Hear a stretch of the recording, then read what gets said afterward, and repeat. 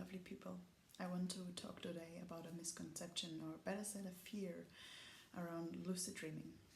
And that is the fear of digging deeper into one's own dreams and one's own subconscious. And I think it's very common, or more common than I would think of, that people have this fear of digging deeper, of thinking, my normal dreams are already scary enough and have so much information.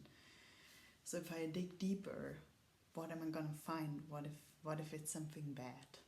For me personally, that was for years the ultimate question. If I dig deep enough into myself, am I gonna find something bad? Something I can't live with? And this is, I think this is behind a lot of things. I think a lot of people are afraid that if they're gonna look inside and deeply look inside, eventually they're gonna find something that they can't live with. And the funny thing is, ultimately, when I started digging really deep and digging trauma deep and digging deep, I discovered for me a personal freedom that, I have the whole human spectrum inside myself, the whole big human spectrum. And nothing of it is bad. It's weird. Is it creepy? Is it destructive in some ways? Is it, many things. But is it bad? Depending on how one defines the word bad. No, under no circumstances. It's just I have the whole spectrum, just like everyone else. So there's really nothing to be afraid of. And that's the beauty of dreaming to me, that it's a co-creation within our own mind, and of course within the collective mind. And the dreaming mind will never give us more than we can handle. And that counts especially for lucid dreaming, which is knowing in a dream that I'm dreaming. It's waking up in a dream from being like a sleepwalker, being totally, it's like an autopilot. Normal dreams can be like autopilots, even though they also can be, and they are deeply healing and restoring emotional well-being and everything. We are in kind of an autopilot mode. It's just happening.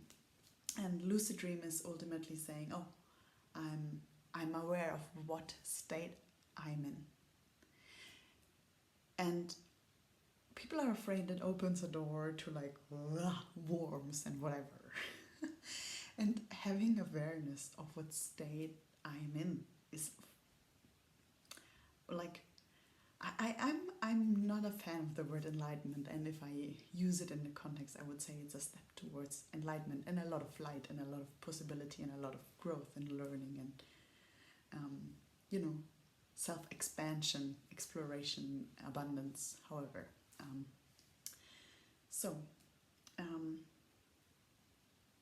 About that fear that if I look inside, I'm gonna find something terrible. There's nothing to be afraid of. And of course, if we have trauma, if we have resistance, I'm a fan of, I had a dream around that because I've been working with resistance, of accepting resistance, and then the walls were getting very soft because I accepted there is a resistance. And often people have pent up emotions, traumas, and they know when they start looking inside, they will come up. And that is the thing. This is freeing. And of course we want to do it in our own pace, in our own step by step. And at the same time, I think running away is the highest price we can pay. Because we need all that energy to bottle down what we're afraid of looking inside. And that's the thing. Lucid dreaming is actually, for me personally, one of the most powerful and direct ways to integrate and heal trauma. So it's not just an opening to more freedom, to more awareness. It's also an opening to directly integrate what has been haunting us in our dreams, in our waking lives, what we have been running away from. This is actually quite the opposite. It doesn't open a door to a can of worms or something. It opens a door to freedom. I'm just speaking as I didn't exercise what I'm gonna say, so I'm like, okay, what important points am I missing? there's the concept of the shadow, which is again nothing bad. It's just what we repressed and put aside, what isn't in our conscious awareness. And the funny thing, a wise man said, is that we have way more gold in our shadow than we have the things that are quote unquote dark. Not bad, but dark. Like, let's say, in my shadow there was passive aggressiveness. This would be a dark shadow. And my shadow was also like sexy dancing. That would be a golden shadow. And we can be just as afraid of our own gold as we are of our own darkness.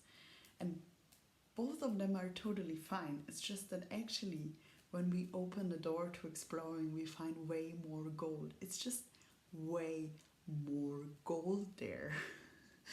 And like I said, both can be terrifying to see how awesome we are and to see our darker sides. And again, nothing bad. Nothing bad. And shared in videos before, for me, my dreams have been my anchor and grounding core. And the beauty is that the dreaming mind constantly supports us to integrate. And like I said, as it is a co-creation with our own subconscious, our own dreamer and subconscious never gives us more than we can handle. It's one of the rules, and it's something I've always experienced. And even if it's nightmares, it's a scream. Please pay attention. Please look at this. And again, lucid dreaming is, in my eyes, the most effective treatment for nightmares. Realizing, oh, it's just a dream. I don't have to be afraid. It's not real.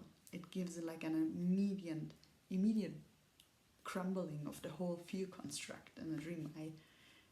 Like a good month ago, I had exactly a nightmare like this, which was about my anxiety and getting worse and worse and worse. And at one point, a male voice said, if this were a dream, would there still be a need for me to be afraid? And like the whole, because I so deeply believed it was real, like the whole scenery crumbled. And I did a reality check and I was like, it's a dream. I don't have to be afraid. So yeah, just saying that I think a lot of people have this idea in their mind that opening a door and deeper looking inside is dangerous and they're gonna find something bad. And actually the exact opposite is the case. It's freeing. They're gonna find freedom in my experience, and so much fucking light, so much brilliance, and often we're as much afraid of that as of darkness. That's also part of it all. Yeah, thanks for listening.